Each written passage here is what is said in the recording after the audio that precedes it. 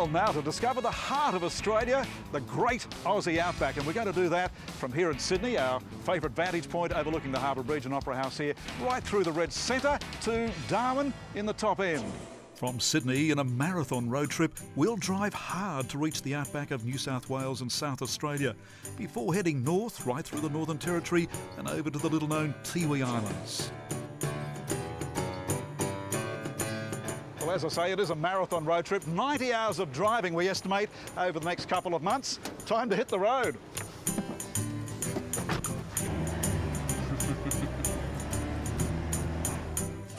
First leg will take us up to Broken Hill, the mining town so remote from coastal New South Wales, it's in another time zone. Sydney's giant Ferris wheels and bridges are the last big city features we'll see for some time.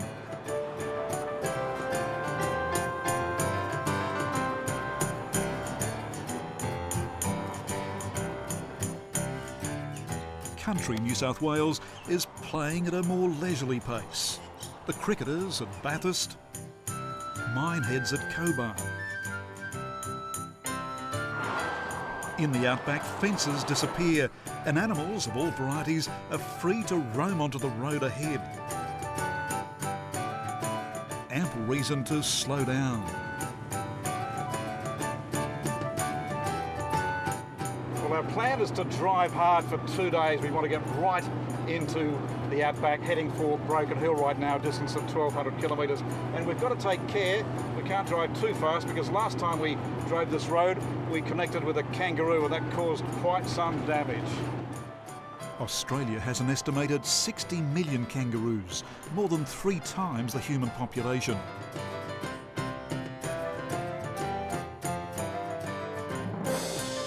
They're in abundance, healthy roos and those who didn't make it.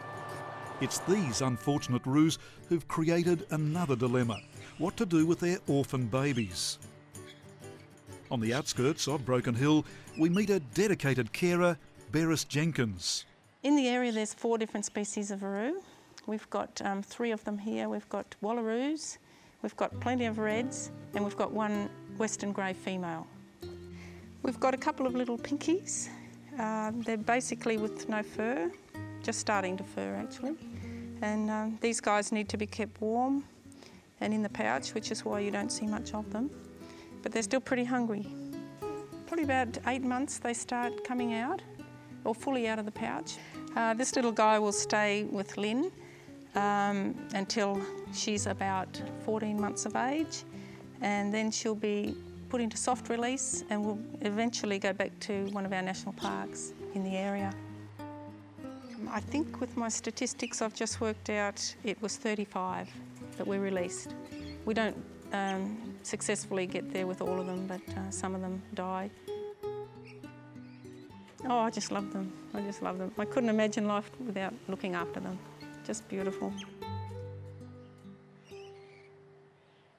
From Beres and her orphan kangaroos, I travel into the centre of Broken Hill, the oldest mining city in Australia.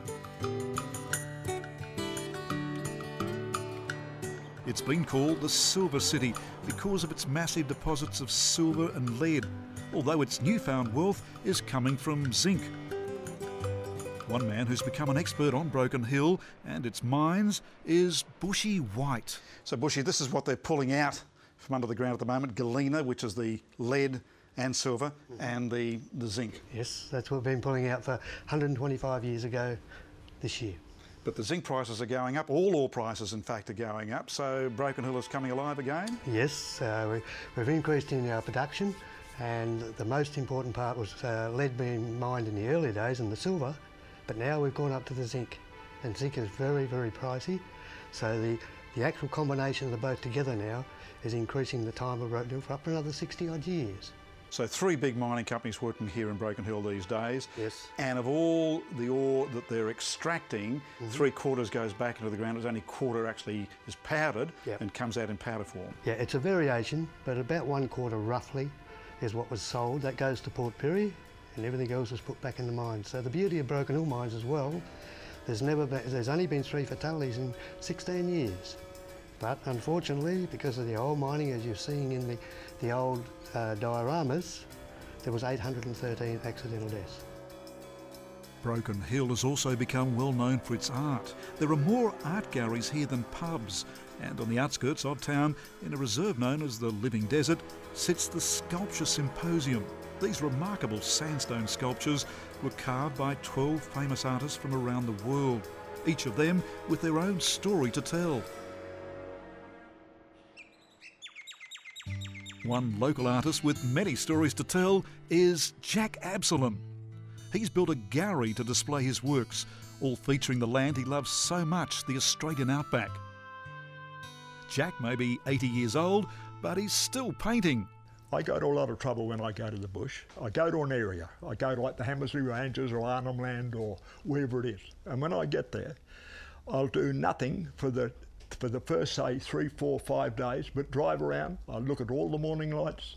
I then look at all the afternoon lights, and say about the second day, I say, hell, that's interesting. You've got to get a feel for start off. I've seen this country in every sort of situation or environment you could put in. Storms, dust storms, flood, whatever it is. There's always something there. There's something that attracts you.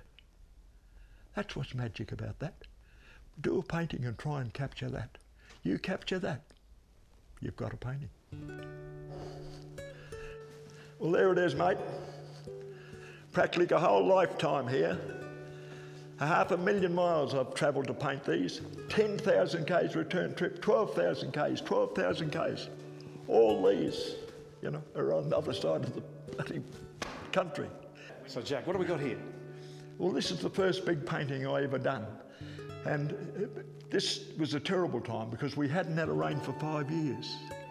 And everything was gone. The whole country was blown away. I'm still stunned how I painted that, all windswept, which it was. The next year, we got 43 inches of rain, and the year after, we got 37 inches of rain. That was the last time Lake Eyre was full too. It was never, ever as bad as that now to what that was. Right. This is one of my camps in the bush 40 years ago. Roo shooters camp? Roo shooters camps, and there was 8 shooters here. They were shooting 1,000 kangaroos a night and putting them in these freezers here. See the big freezers? So you've made your money shooting roos? And early, we lived off it. At the time that I was doing it, you didn't make money out of it. We were getting 3p a pound in the first place, and then it got to 6p and shilling, you know, 5 cents and 10 cents and everything. This is the painting I was talking about. The light, this light is 2 minutes past 4, because I sat all afternoon and looked at that light.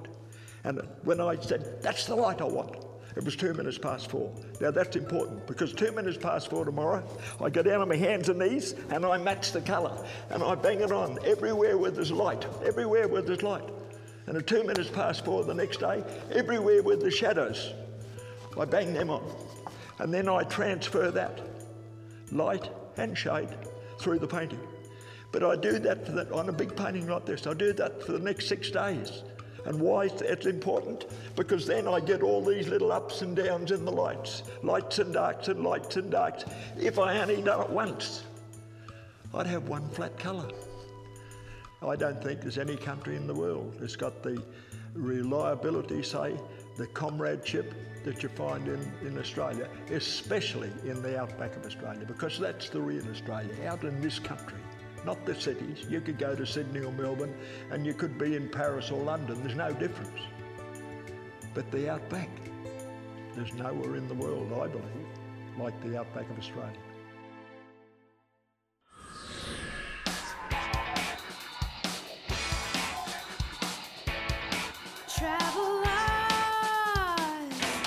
When next we travel Oz, we join the Royal Flying Doctor as he flies out of Broken Hill to dispense medicine and advice in remote communities. We follow the heroes of Australia's beaches, the men and women who volunteer their time to safeguard swimmers.